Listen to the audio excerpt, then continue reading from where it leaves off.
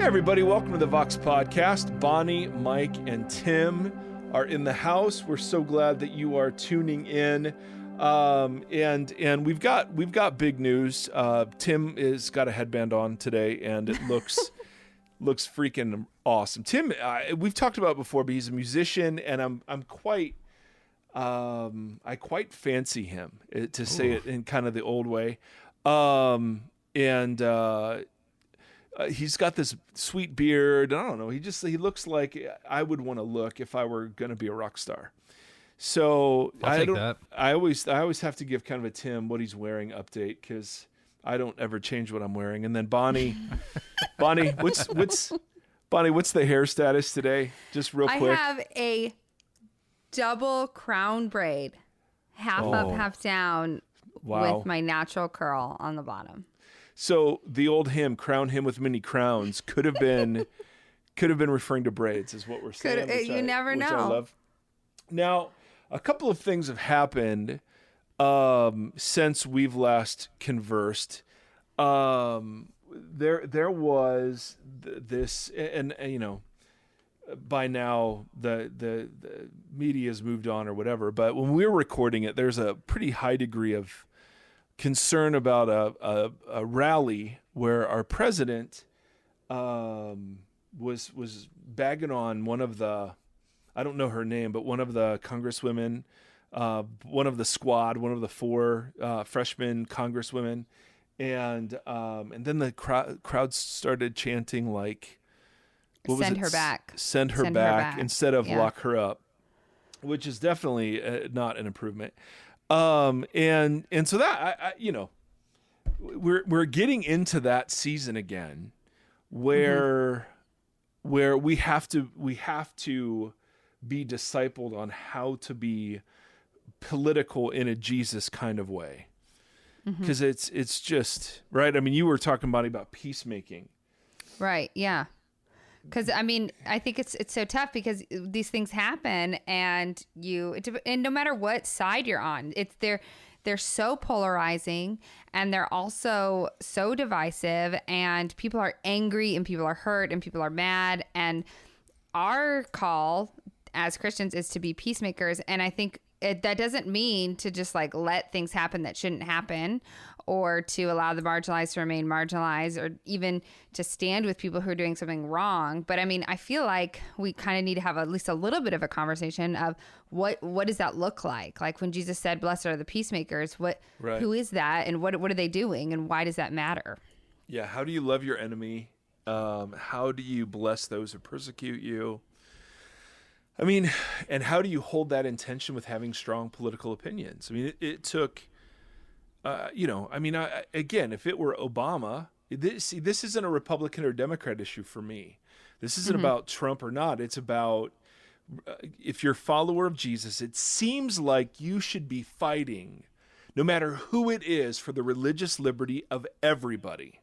Right. And that we follow a Jesus who showed such concern for the marginalized, it seems like the place we at least should start our policy conversations is on the side of compassion, and to sit and to see this, and obviously, I mean, people of color have said that's a freaking huge insult, right? Yeah. To just be told to go back to where you come from. I mean, and so I sit here, Bonnie. This is what I need your help with. All right. Yeah.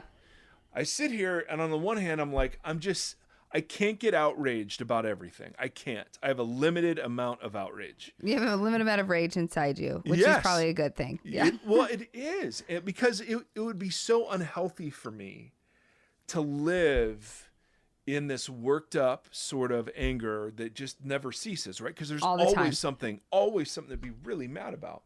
Yeah.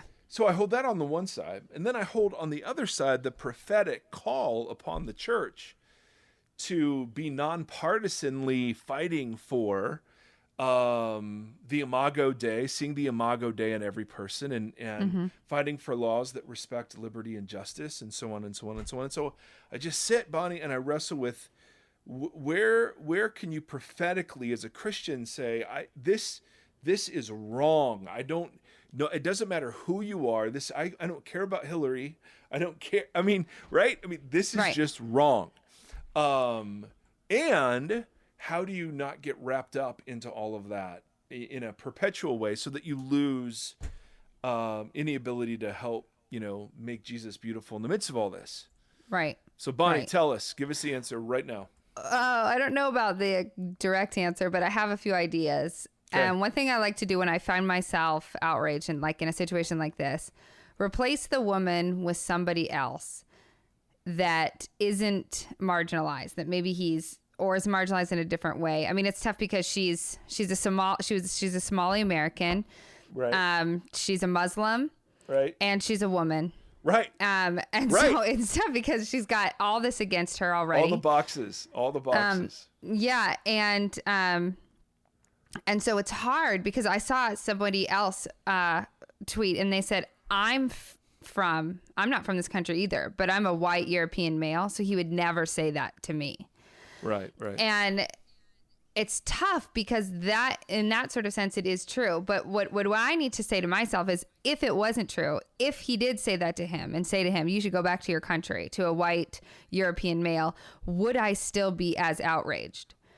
And I believe that if we're focusing, like you said, on the image of God and making sure that everybody has religious liberty and that people are welcome and they're treated fairly and they're not, and they're treated with dignity, then we should be as outraged no matter who it is. Does that make sense, sort of?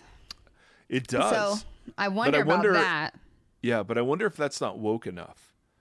Because couldn't it be objected then that the white European, it's about time the white freaking European experienced some of what truly marginalized people have felt? Well, I want the white European or me or any of us to be aware.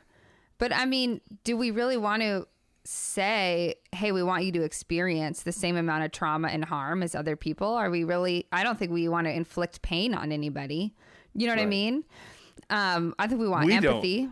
No, I'm sure people do. I mean, I think the call for empathy and for them to like hear other people, but I don't know. So that's how I kind of steer clear of going like, which party is it from? Going, okay, let me replace these people involved. And do I have the same reaction? And if not, let me sort of check a few things.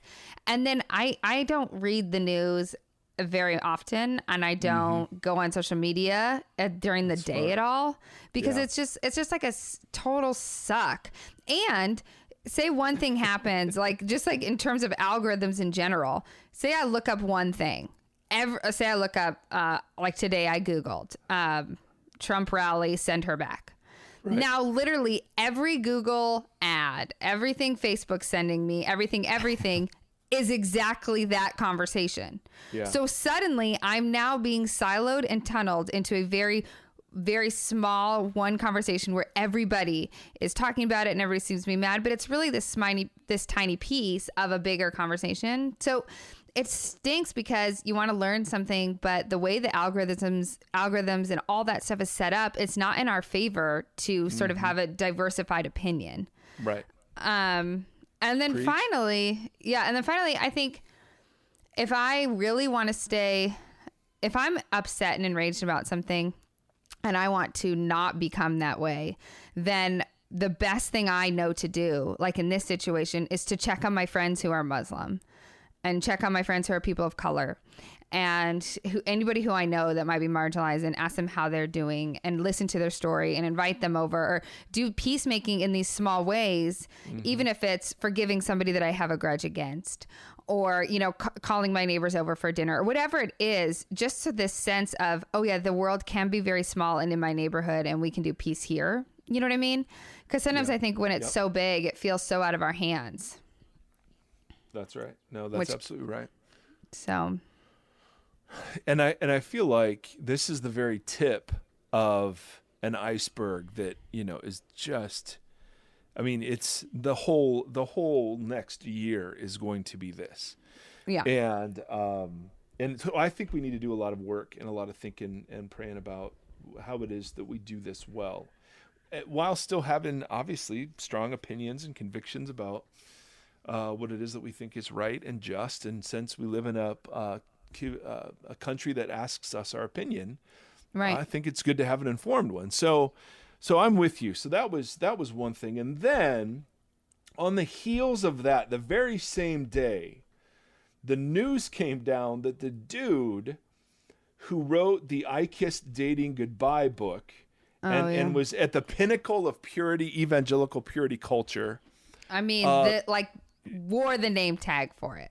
Yes. Oh, yes. And was a poster boy in the Reformed movement.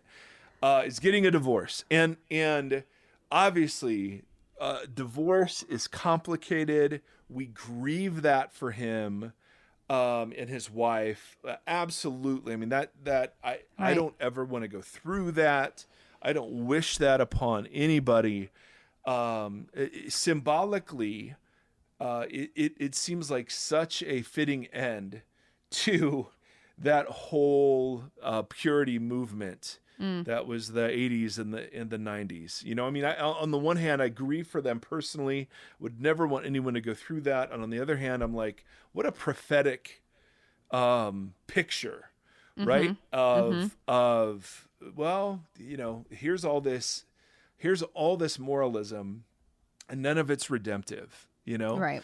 And I'm not saying discipline or wisdom. I mean, of course those things are redemptive, but I just mean the whole purity movement, making virginity the end all and be all, was, you know, I think we're seeing the fruit of that. Right.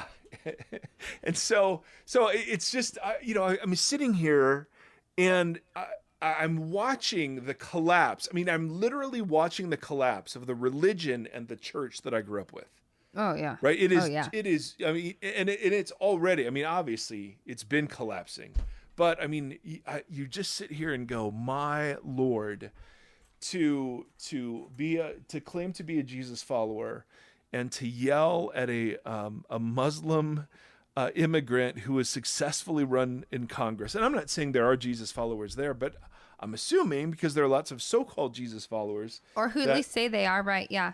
Yeah, who are yelling, send her back. You're just like, at some point, you just, the word Christian doesn't apply. And it's certainly not in perfect. I mean, it's not waiting for people to be perfect. Obviously, I've grown a ton and I'm still far from perfect, but there's just a sense when you've been so discipled by politics that this is the primary posture about how you relate to people. I'm so concerned about that. And then the sexual stuff is so, because purity culture had maybe, I think, good intentions, but it's wrought such carnage, and in its place is just this consent ethic. Yeah. And that's it. Right. And so I don't know. I'm just watching the carnage. I know, it's so sad. The church I grew, the whole thing, the whole edifice, and like, you know, Brian Walsh said, you know, in his opinion, it's not dying quick enough.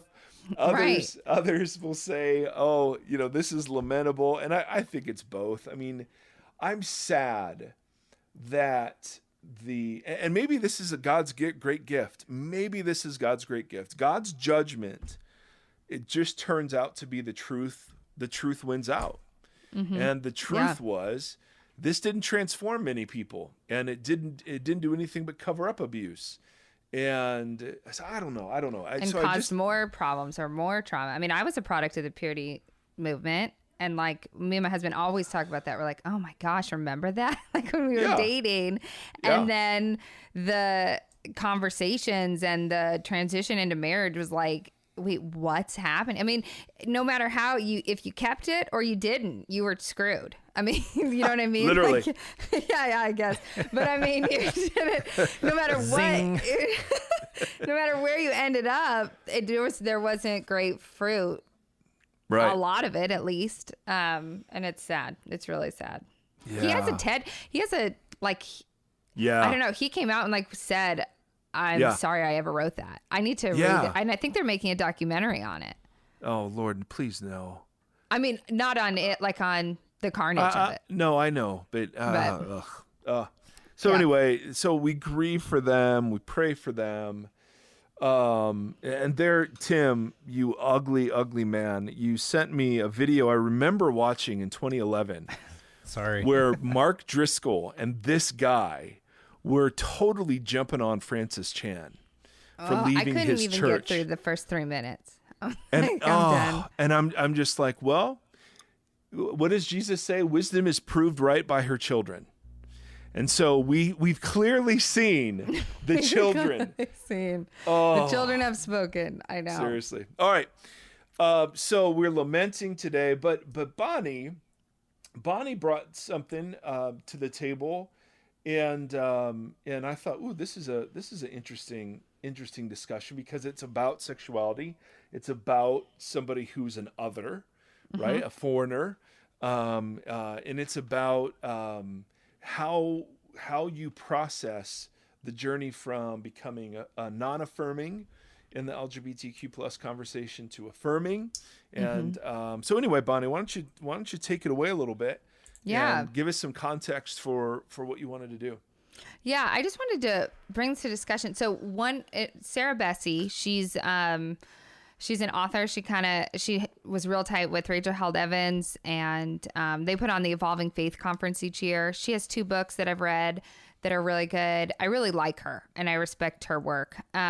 So she came out with, she's one of the few that still blogs, which is great. So she came out with a blog, about like her journey from, like you said, to being non-affirming to affirming of the LGBTQ plus community. And I was reading it, and I was so interested in it because I've always been very interested in that. And so I wanted to read it. And she uses the passage. It's in Mark 7. It's also in Matthew 15. And it's about when the Syrophoenician woman comes to Jesus. Her daughter is possessed by a demon, and she begs Jesus to heal her daughter. And Jesus. Hey, why don't I read it? Why don't I read it? Yeah, real good quick? idea. Okay. I'm sorry to interrupt you. I had it handy. Yeah, read the Matthew. Do you have Matthew?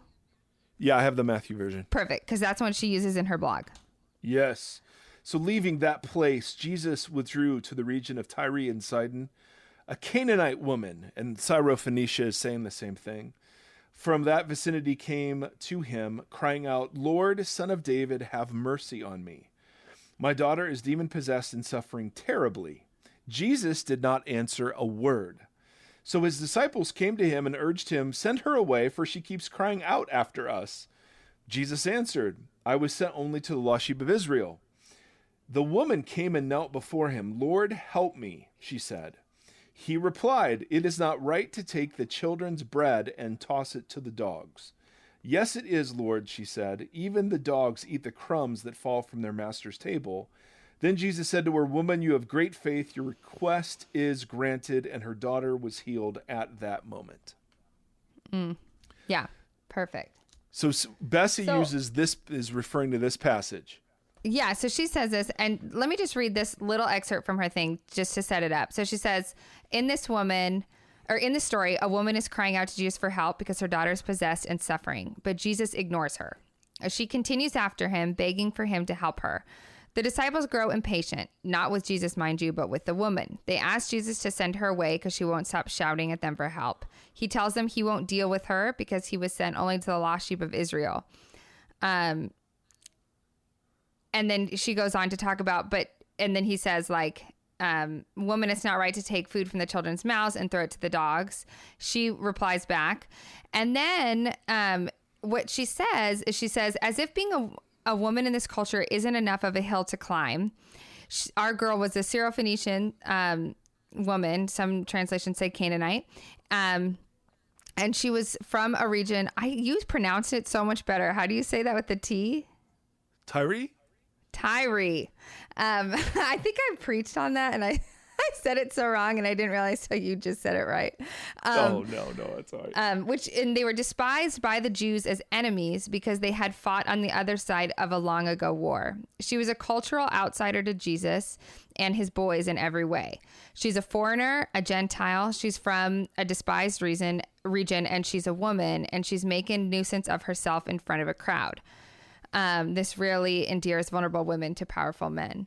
And so she goes on and she kind of makes a suggestion that Jesus is prejudiced against her. So initially, right. And then that she then kind of retorts, and he said he changes his mind.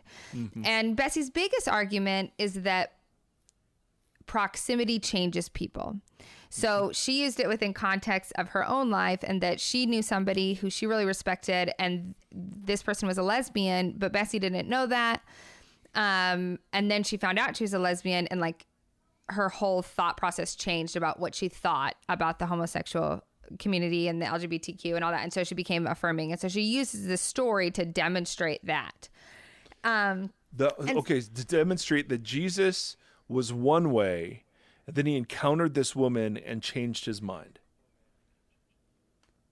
Is that right? Is that what you're saying? Yeah, and then he changed his mind about what he felt about the woman. Okay. So and she goes on to say that, Jesus was fully God and fully man. So his fully man, that he was basically brought up to think about women in her scenario a certain way. And so he was prejudiced against her. But then when he saw her pain, he proximity quote changed him. And so now he's like, okay, I'll heal you. Right. And so I'm reading this, and it's tough because on the one hand, this is her personal story, right? So I don't want to at all discredit that. And I also don't want to discredit the fact that I do believe proximity does change us in many ways. Yeah. And can open our eyes. But my problem with her exegesis on this, and it's tough because me, I mean, I'm all about the women theologians.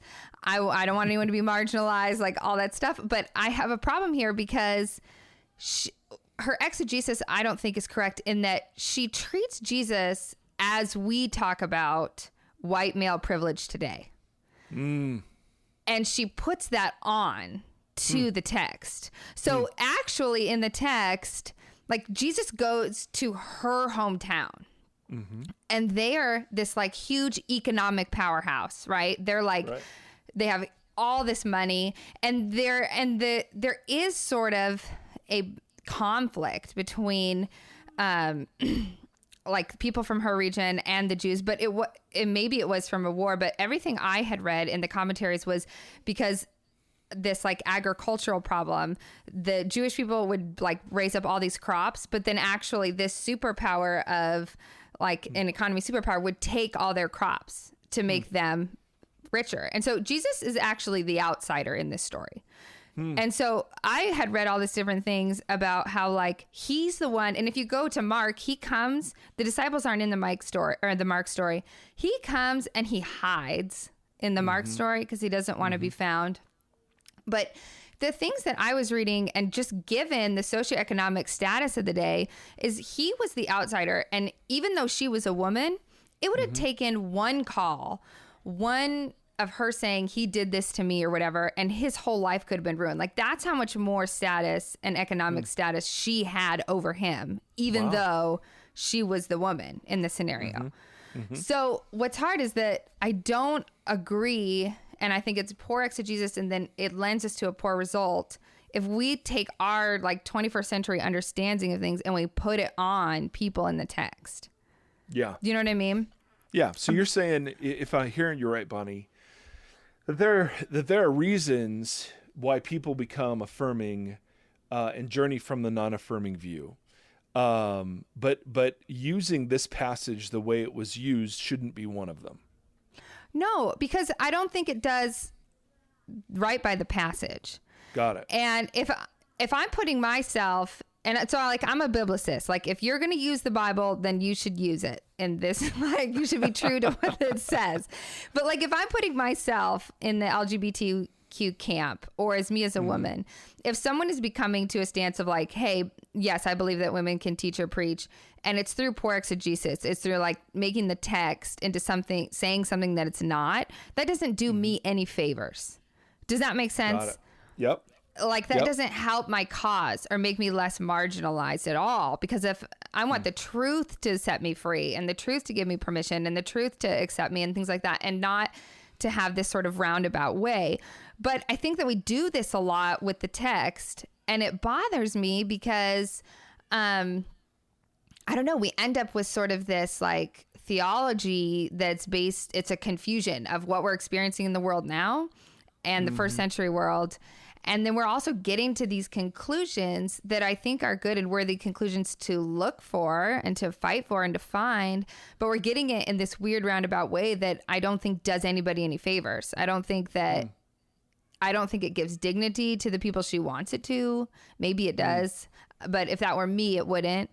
And it definitely doesn't give dignity to the text and the story and like what's happening there, because like Jesus, it basically is saying like, hey, when he calls them dogs, he's calling her people that. He is a little bit insulting her, but I wouldn't say he's prejudiced against her. He's saying like, hey, let me attend to my people first. And when it's your turn, I'll attend to yours. And just like this way of like, you have everything already. And we don't, and I'm the underdog here. But if we make Jesus out to be like whatever narrative we have about like the white American male, then he is prejudiced or he is biased or he is a misogynist. And that creates a lot of problems, you know? Right. Yeah. It's interesting. As I was reading Sarah's article, because here's what I mean, again, I really want to reiterate the point. It's like if I were going to affirm women teaching, something super important, to you, but I did it without doing any justice to some of the biblical passages. Right. That actually hurts you in the long run. Yes, or if you took a passage that wasn't at all about women. Right, exactly. In teaching, and you made it about women in teaching, that doesn't do me any favor, then it hurts me in the long run. Yeah. Exactly. So the objection isn't, is it okay that Sarah has done this? The objection is the biblical example she cites as Jesus changing kind of his mind upon encountering her is problematic. Yes. And so you're saying, and I'm just repeating back what you're saying, so I understand it, is that it's we're reading a socioeconomic gender thing there that wouldn't have been there in the same way. Jesus was the outsider in that region, which is absolutely correct. I say I've always understood it. I've always understood this so differently from like Jesus was insulting. Because I know we read it in English and it's like, dude, Jesus, chill. Like, chill out. And for Sarah, that was a huge deal. Like, why is he being a jerk? Why is he being so rude? Right. Yes. Why is he being so rude to her? And so I always read this as one of many examples in Matthew and Luke where chutzpah is what's being highlighted. Oh, her boldness, her audacity, her shameless audacity. Yes, that'd be a good sermon. And and I'm not hijacking here. I want to run this by you, Bonnie, to see what you think. No. I mean, I objected because I don't think Jesus is in any way discriminating. I mean, no. First of all, against Gentiles. First of all, his genealogy, the way Matthew rates his genealogy for Gentile women. Now, that's not like, right. That says something about the whole project. Jesus, in Matthew's account, has already healed the centurion servant, much to the chagrin. I mean, it's not like in Matthew's rendering that this is the first Gentile that Jesus comes into contact with, right? I mean, it's just not the way this is going.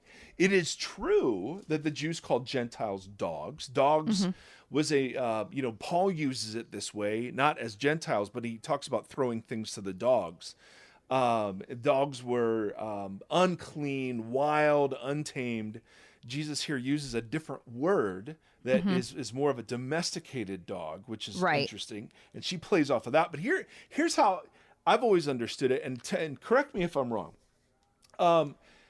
There are always whenever a place name is mentioned, there's always more going on, right? We have no Tyre inside, we don't care. So you've highlighted that there's an economic disparity. There is a cultural disparity even between the Jews and the Canaanites at this point, right? That goes all the way back to the Old Testament, right? That the Canaanites were still in the land. So that's the first thing. The second thing is, it was common practice, and I don't know if this is what he's doing here, but I see Jesus do this several times. It was common practice for rabbis to object to somebody 3 times, and then upon the 4th request to accept them. And why would they do that? It was a rabbinical way of measuring the sincerity. No, to measure the sincerity of their faith. Oh, okay. So would they keep asking? Yeah. Basically? So Ruth is the prototype example in the Old Testament. 3 times, Naomi says to Ruth, "Don't come, don't come, don't come." Right. And then Ruth says this incredible pledge, and Ruth, Naomi and Ruth go, and we know what happens. When you have the rich young ruler, right? Jesus seems to do this same thing. And interestingly, I don't know that this is what he's doing here, but I suspect it may tie into the chutzpah bit. He first ignores her. Then he says, "I've only been sent to the lost sheep of Israel." And then the third time, utters this proverb about dogs, and we'll get to that in a second. And then is delighted with her response. Right. I mean, he's like so excited. Yeah. And it's the same response he had to the centurion. Right? When he says after he meets the centurion, "I've not found such great faith in Israel." And so then you get to the dog part, and forgive me if I'm going here. I this is where I was objecting. I'm with you. There was a proverb that was a very Jewish it was a Jewish proverb of the day that simply said, let me find it. I want to find the exact quote. Hold on. Free air. Oh, yeah. You don't give children's food to the dogs or dogs' food to children. Okay, that's the proverb. Okay. And just like you have all the proverbs in the Old Testament. And that was just a way of saying that you do what is appropriate. Your job is to do what's fitting, right? Mm-hmm. Yeah. So in a colloquialism, like if we were to go around talking about kicking the bucket, imagine a couple 100,000 years later, kicking the bucket would make no sense. Right. Right? Or having a bucket list, right? You just be like, I don't even know what that is. But so much of Jesus is talking in these prepackaged proverbial statements that are filled. So if I said to you, "Hey, your nose is growing," what story am I referencing? Pinocchio. Correct. And I'm not just referencing the one part, but the whole story I'm referencing. So I can say in a long time ago in a galaxy far, far away, and you already know there's a whole world sitting behind that statement. Right. Similarly, what I think is that when Jesus said to this woman, "Look, we don't take what's the child's and give it to the dogs. We don't take what's the dog's and give it to the child." Give it to the child's, right. He's just saying the same thing about Israel and the Gentiles again. And so he's not being mean to her or insulting to her. He's actually using this proverb to say it's not fitting because I was sent to Israel first. Right. And what she does, the chutzpah for her, wasn't overlooking the insult, but rather was to take that common proverb and turn it so that because he used this word for domestic dog, not wild dog, to say, but yes, and that's her genius. Her genius wasn't, hey, she showed Jesus that Gentiles are okay. The genius was she took this proverb and flipped it there with great chutzpah. Right. And Jesus was delighted in her response. He loved it. Wasn't. Yes. And this is consistent with what he does everywhere, right? Yeah. I mean, the woman that interrupts the dinner party, I mean, he just loves this stuff. The people digging a hole. This is what he does. And so for me, that proverb, and I mean, go through the book of Proverbs. There's stuff like that all the time. It's so weird. Everywhere. Yeah. Right. So even Jesus uses a bit of this later when he talks about not giving what is sacred to dogs. Right? So that's a version of this proverb. So all that is to say, the suggestion that Jesus was somehow racist met her and then wasn't. Yeah. I'm just so with you.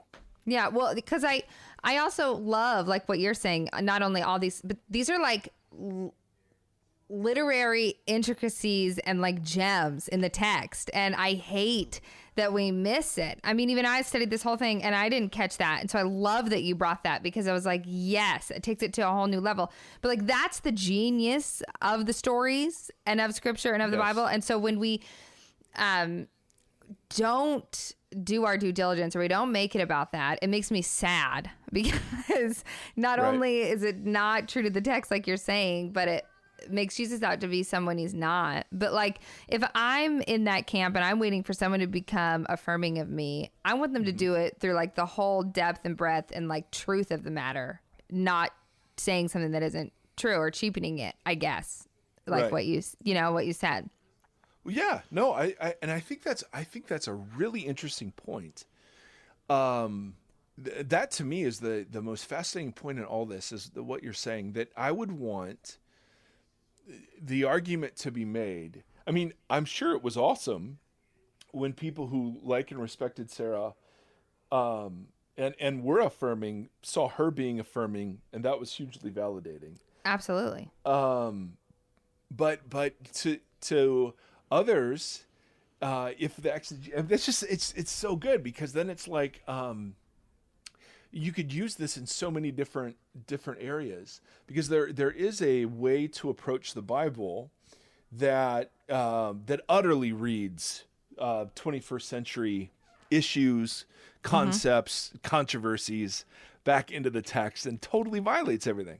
Right. So let me ask you this then. If you were going to make an argument from the Bible to be affirming, what passage would you use instead? Oh, dang.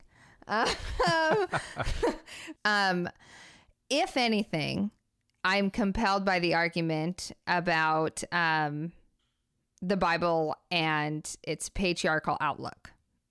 And so I'm compelled to dive in deeper there. For me, though, I question, is this something of going, is this a spirit move that's happening?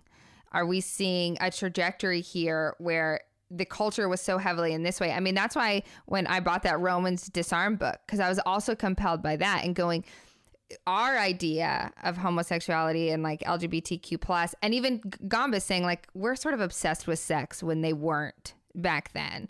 And so I'm going, okay, how much have I put on to the understanding of the text that wasn't there? So I'm interested in that, because if in first century it wasn't at all like that, then I don't think that we can even use the text in that understanding. So for the woman conversation, I do see that again and again. It's like, I think it's more explicit in terms of like women not being allowed to teach and things like that.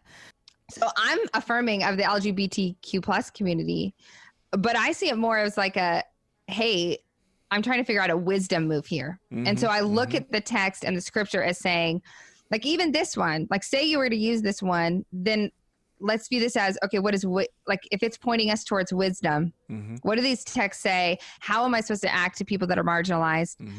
Listen to their stories, take them from the outside and put them in the center. But I don't know, just because of the like complete, total different worlds, I'm not sure that what we talk about in terms of the LGBTQ community is the same thing that they talk about. And so I don't know yet about that, if that makes sense. But I'm also not willing to go, well, so therefore, I'm not affirming of them, because I don't see that in terms of the whole narrative of scripture of how Jesus treats people who are marginalized. Yeah. The other passage Bessie references, I hate calling her Bessie, Sarah references. I guess I call everybody by their last name. Okay, I did not even realize it until you did it. Oh, it's good. Gambas. Clearly. Gambas, Bessie. Now, did you call Rachel Held Evans or just Evans? That's the test case. I think the whole name. Okay. So RHE is kind of like AOC, right? There, you There, you don't just cut it off. Okay, but she, Miss Sarah Bessie, references the Acts 15 passage, right? Which seems like the much more, I don't know, relevant picture of here's the Old Testament law declaring food unclean, and then here is the Spirit of God saying, nope. Why would you? I mean, and what a dumb, weird thing to say. Why would you call anything unclean that I've declared clean? Oh, I don't know. Maybe for the last 1,000 years, you've told us not to eat freaking unclean food. That's one of the reasons we went into exile. I mean, it's so freaking odd. And so go ahead. No, you go. I was just going to say, that's what I meant by a move of the Spirit. Going, hey, that's what I meant. Yeah. Well, I mean, and that seems like if you're going to, so if you were going to make an argument, I mean, to me, that you either have to do one of several things. One, you have to say that what we speak of when we speak of homosexuality and all of that is different from what the Bible is condemning. Right. Secondly, the Bible actually doesn't condemn it, and we've misread those passages. Thirdly, the Bible does condemn it, and it's wrong. And we've talked about just that option. Or you have to say, well, no, in the Bible it's condemned, but there's a new thing happening, and there's never been a period in church history that has brought such light and illumination to the weaponization of the Bible against people and so on, so on, so on. Or the last argument, it was just a divine accommodation. Just that, well, yeah, of course, God's design was male-female, but there are all sorts of things that aren't perfectly God's designed, and God accommodates those things. And so if you're gay and sexually attracted to the same gender, it's better to be married than to not be married. You know, I mean, that sort of argument. So yeah, I'm with you in the sense of the Acts 15 one is the one that comes closest as a potential parallel. Right. You know, for that journey. Yeah. And I would probably fall into the camp, like you said, of those ones. I can't remember the first one you said. Of like, I don't know if we're talking about the same thing. I mean, I feel like that's when someone says, I can't remember who said that, but like if someone said like the Bible is green, and it's like, no, that's a different construct. Like that's not the same thing, you know? So I want to dive in there. Or like you said, like maybe the Bible does condemn it, but there is a new thing happening. Because that's tough for me, because I see so much of the text as this being this ancient text. And it applies today, but also I so believe the Spirit's at work. So I'm either one of those two or the divine accommodation one. I was one of those three. I'm not willing to say that.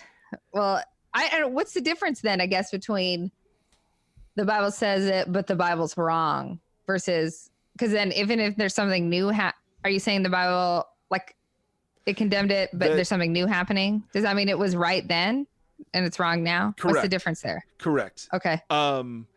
Yes, that the Bible spoke to the homosexuality of its time, and that was an accurate reflection of God's thoughts and revelation.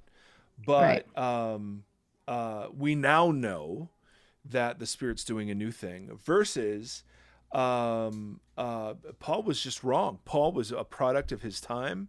And he was just wrong. He was just wrong. Like he was errant. On this, in the same way, like you might draw parallels to, his instructions to slaves or his view of marriage in certain passages. You just be like, well, he was just wrong. We actually just know more now. Right. We just know more to the world. Yeah. Well, so here's my question to people that listen that are from the LGBTQ plus community. I really do want emails about this, because for me, like I said earlier, I am such a biblicist in that I want the text, I want the culture to be taken into account. I want the history, I want the genre, I want all the different things to be taken into account. So like if someone's going to come to an egalitarian standpoint of a woman being allowed to teach, I don't want you to cheapen the text to do that. Right? Like I don't. So for me, that's why I'm not willing to say, oh, this is the closest, so I guess it's fine. Mm-hmm. Or I'm going to read this passage in like, I think I'll be able to make it there with this. I would much rather say one of those other options of going, hey, actually, I think that's a different construct, or I think there's something different happening now. Mm-hmm. That's where I would rather land, because like I said, in the long run, I don't think it does anybody any favors if we continue to change the text for what we want it to say. Yeah. See, and the reason this conversation fits into the bigger conversations we've been having about the Bible is that this is a very clear example of where, if we're living in a story that to some degree or not, we're improvising along the way, of the kinds of conversations that have to take place among God's people who, because I mean, you know, I guess if I'm, I would just not, I would not care what the Bible said. I mean, I would, if there is a deep belief that you are created this way by God, then done. I mean, end of story, right? I mean, who cares? Obviously the condemnation, I mean, and I would draw all sorts of parallels to women in ministry. And I hear that all the time because I affirm women in ministry. Oh, well, you're just a short step away from affirming gay relationships or whatever. And so I love that we're having a methodology conversation, you know, as well as a specific text, but it does reference methodology in the sense of how does one improvise faithfully? Right. Because we wouldn't say all improvisations are equally true, and equally valid. Right. So how do you begin to arbitrate? And that's where, you know, N.T. Wright's structure of the Bible is a 4-act play with a 5th act partially written, and we know the ending. And so we are in the beginning of the 5th act. We know how it ends. We know how the first 4 acts went. It's our job to improvise now with the help of the Spirit, the community, and the Scripture to finish the 5th act and bring it to its conclusion. Right. And that's where, and this is where you're kind of, I'm a biblicist matters, because the best people who are going to be able to help lead the improvisation are the people who are so familiar with the author's work that they can faithfully represent what the author has, the choices the author has made, or the author of the play has made all throughout the previous 4 chapters. Right. Right. So this is the argument. Why should you immerse yourself in the Scriptures? Well, because here we are confronted with I kissed dating goodbye guy, Trump and lock her up, send her home, send her back, and the journey of affirming to not affirming, and none of those are particularly covered with very specific passages and principles that we can just pull straight from the text. And this is what it is to wrestle with the living, breathing, what we think is the living, breathing Word of God, right? Not in some static, you can't touch it.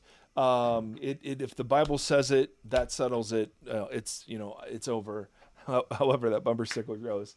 But there's something much, much deeper and richer about living in the tensions, which none of us want to do. I meet people who I firmly believe are genuine, loving, incredible Jesus followers and who are gay. What do you do with 100%. That? 100%. Right. Well, what do you do with that? That's where you go, oh, I see what you're saying, what she said about proximity changing. Of course it does. 100%. Yep. But we can't let it change us and have this way forward that makes no sense to what Scripture said in the past. Like you're saying, we have to be understanding it faithfully so that when we lead the way forward, it's based on an understanding of what the text said and what's happening now. Do you know what I mean? Like, but exactly, because proximity 100% changes things. 100%. As it should. It should. And I have no question it did for Jesus. I mean, there were times he was moved to tears when he saw something. So no question, he didn't heal everybody. He didn't raise everybody from the dead, right? I mean, there were specific instances. And so I have no doubt that some of what Sarah Bess is saying is true. I just don't think any reading of the text that says Jesus was fully Jewish and saw Gentiles and dogs until he came to this woman. I don't think the text supports that. And it's not because I have some static view of Jesus that says, well, he's God and he can't learn anything new. Clearly, right. I mean, we read in Hebrews, right? He learned obedience through what he suffered. So there's something there. He went through normal human development. But I just don't think the text supports it. And the question then is, well, so what? So what if this text doesn't support it? Well, for us, for our community, we still think there's something about this ancient book that is revelatory, right? That reveals something to us. And so we, as part of our allegiance to Jesus, we submit ourselves to the authority of this document. And it's much more complex than any of us were ever told. Way more complex than how seminary taught us to understand it. And that's beautiful. I think that's as it should be. And the older I get, the more I'm thinking God is such a genius for doing it this way. Right. Because it allows for all of this to happen. Yeah. Exactly. Yeah. So I think what you were bringing was really good and really important. And I thought it was just a great example of how do we live out the story that we find ourselves in. Right. In ways that seem congruent. And could we be wrong? Always, of course. Right. 100%. But, and even just allowing yourself to ask the question. Yeah. Like, is it fine if I think the Spirit's doing something? Like, there were so many years that I never even allowed myself to ask that question. Sure. Do you know what I mean? Yeah. And it was like terrifying. Like, I'm going to be sent straight to hell if I do that. Yeah. So even just being able to have a safe place to talk about these things, and with safe people is what I think what it's for. Yeah. No, if the podcast does that, then we consider that a success, Yeah. Because I was taught by, I don't remember who taught me. Oh, this was Rob Bell. This was Rob Bell in like 2003, maybe 2002. He was just getting going. Yeah, he was ramping up. Pre-heretic days, I guess. Yeah, according to some. But he talks about how good teaching always starts conversation; it never ends it. Yeah. And then when I went back to the Gospels, I looked at that's what Jesus did, even in his parables, right? He always left something hanging. Yeah. Out there. But, I mean, what sermon does that? Have you? Besides ones you've preached, pretend that you don't. No. But I mean, I'm serious. So like most of this stuff is just, it ties it up in this bow. Right. And so we largely aren't in practice of doing this with the text. We don't know how to do it. Yep. We're afraid to do it. Yep. I mean, it's like, it's terrifying. Well, and for the people. And the analogy, I mean, I cannot get around, and I'm sorry, but the analogy of what it is to parent well and what it is I want from my kids. Mm-hmm. I can't get around how powerful that image is, because I'm sitting parenting my kids as they make some good choices, every now and again bad choices, and you're sitting there and you're confronted with, okay, well, they did this thing, and do you just jump on that thing? Well, no, the answer is much further back in the chain of events, right? It's in the area of desire, and in the area of value system, and seeking validation. I mean, it's all that incredible stuff. I don't know where I'm going with this. I had such a profound point in my brain that I think you were talking about, like, you're basically saying in parenting, like, what's the why you're doing stuff? Yeah, but how does that relate to what we were just saying?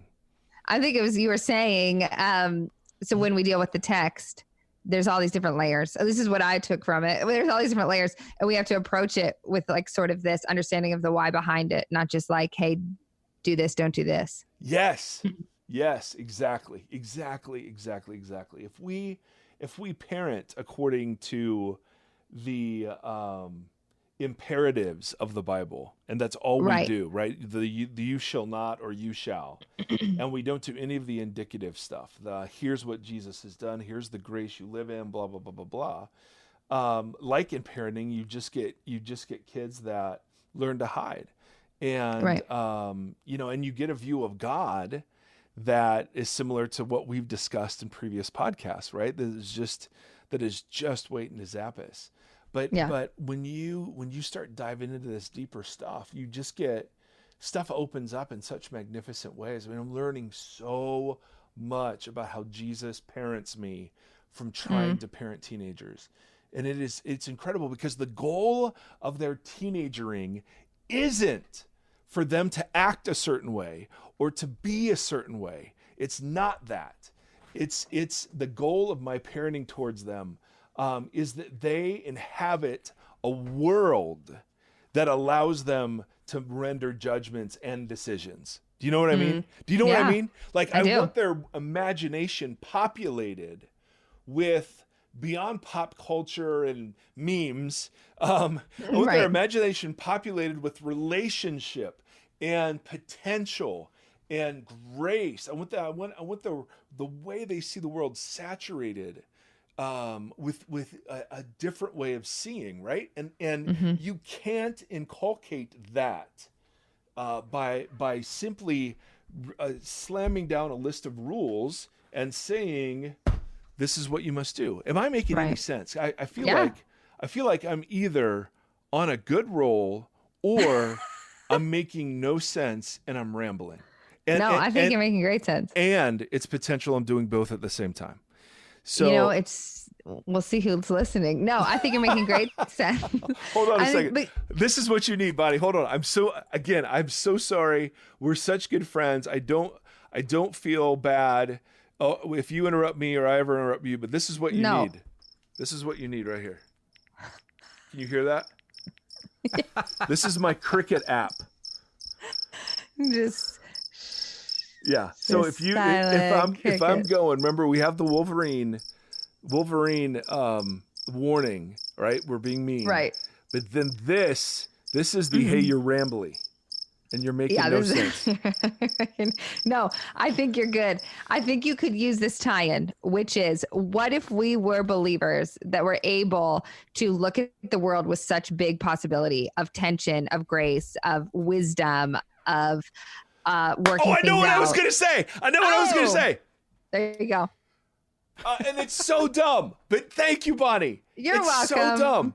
But I'm here to bring out the dumb things. With children, I just want to manage outcomes. That's all I want to manage. That they're nice and that they do this and they say thank you, and I just want to manage outcomes. And I so feel that way with Jesus. That all Jesus cares about is the outcomes. That I'm sexually pure. That I tithe. That I whatever.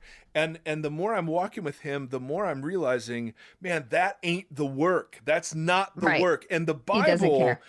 Bible, no, he cares, but he cares in such a different way. I do care if my kids are watching porn or not, but I don't. But I'm not managing and parenting them towards an outcome of thou shalt not look at porn. I want them to be the kind of person who sees what that is and has been furnished in their relational and intellectual capacities to imagine a world where that just doesn't have to be the case. Do you know what I'm saying? Yes. Is this making Tim say something? I like that. What do you mean you like that? No, I think he was waiting for you just tied it all together. The tie. I'm not kissing dating goodbye. I'm learning how to date right. Well, I'm learning to be the kind of person. See, this is the concept of formation. Like, the reason sex is a big deal in the Bible isn't because this is God's number one thing. The reason sex is a big deal in the Bible is because it has the power to form us in ways that other sins don't. Mm-hmm. No, I mean, that's a huge deal. When Paul says you sin, if anyone sins sexually, they sin against their own body. He doesn't say that of anything else. And I'm not saying, like, I'm not doing the sin meter. I'm just saying that the formative power of sexual sin is immense compared to, I don't know. I mean, all sins have learning formative power. Learning how to navigate that, as we talked about the purity culture, and we've talked about before, I felt very ill-equipped to make any decisions positively because everything was thou shalt not. There was a pastor a long time ago who gave a great sermon on thou shalt nots. For every thou shalt not, there is a thou shalt. Yeah. Remember that guy? Yeah. Michael Erie? I don't, that, who? I've never met him. What? I said that? Yeah, you had a whole sermon that was like, for every thou shalt not, there's a thou shalt. And I was like, that's genius. And then you went through them, and you're like, wow. You know, the You Bible probably said don't- this, but Jesus brought You probably this don't up. remember it, Erie, because I probably wrote that part for you. Yes, Bonnie. There it is. No, I have no question. Bonnie was tragically underutilized as a research assistant. I'm totally kidding. Oh, no, I think people have long realized I'm just a puppet. I'm literally just a puppet. I really don't think people realize that. But but okay. I mean, Bonnie, first of all, I think this was a really excellent example of the kind of work you do, even when you translate, right? This isn't hey, what does this feel good to me? Right. Because one of the things I've always respected about you is that you genuinely want the text to lead the conversation. right. So I love that. And I Appreciate that. No. I mean, I just think this is a really important conversation for you to lead because obviously Sarah Bessey is a very, very well-known writer, and it's easy, it's easy for me anyway to level critiques at people that I'm not fans of. Yeah. But, like if N.T. Wright said something, which he hasn't because he's as close to Dallas Willard as can be, and Dallas Willard was as close to Jesus as can be. So by the transitive property, 6 degrees of Jesus. Yeah, 6 degrees of Jesus. It would be hard for me to go after N.T. because of just the immense respect I have. And so I just thought it was a really cool thing. I guess that was all I'm trying to say. Well, I think, yeah. Well, I mean, it's like, I really like her and I respect her. And if I were to meet her, I would totally fangirl. You know what I mean? Yeah. But I think she considers herself, as she should, a theologian. And as me as a theologian, the best respect that anybody can give me exactly is to challenge me and to say, hey, what do you think about this? And ask me questions and to talk with me or to whatever, because if I'm saying something and it's not doing what I want to do, which is let the text lead and give it the justice that it deserves, whether or not I agree with the text, it should be off the table. You know what I mean? Like if I'm not showing it justice and somebody doesn't say anything or doesn't let me, that's not helping me grow. It's not even respecting me as a theologian. You know what I mean? So that's for me personally. So true. That's so good. Okay. We've been going an hour. So time to wrap it up. It is time to wrap it up. It's well, yeah. Why are you laughing now? Well, I'm so glad that Tim is in the room because if there was me and then Bonnie and then someone else like me and Bonnie, it would be very tough. And so Tim, you're wonderful. I love you. All right. So anyway, my friends, we've got so much coming, so much to talk about, but we've got some other. I'm trying to recruit a Calvinist. Like I have a dear friend who's getting his PhD in Reformed theology, and so I'm trying to get him on the podcast and just do an interview, like get his best stuff on why this is true. That's great. I know, that would be so fun, huh? Yeah, and then that would be fun. Yeah, no, I will try to find a complementarian to do that. I will try to find, who else? It would be interesting to hear a Trump supporter. But again, I don't know if I'd want to do that or not. All that is to say, I'm rambling. I think it would be interesting. This is just me though. A 7-day creationist. I would actually really love to hear that viewpoint. And then if you believe the earth was created in 7 days, what the implications are then for the rest of the Bible.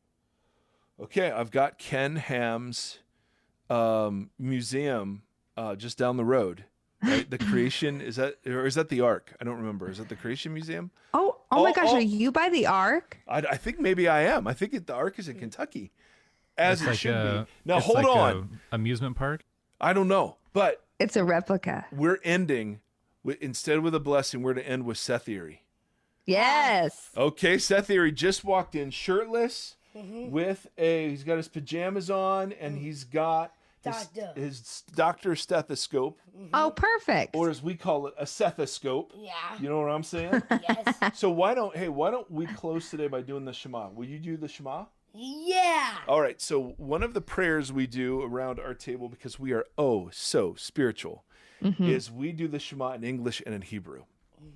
And so Seth Erie is going to lead us in the Shema. Are you ready? Come right up here, buddy. Talk right here. Okay. All right. Are you ready? Say good morning, Fox. You can say good morning, Vox. Say hi, Seth. It's me, Fox Podcast. Okay? Yep. Good morning, buddy.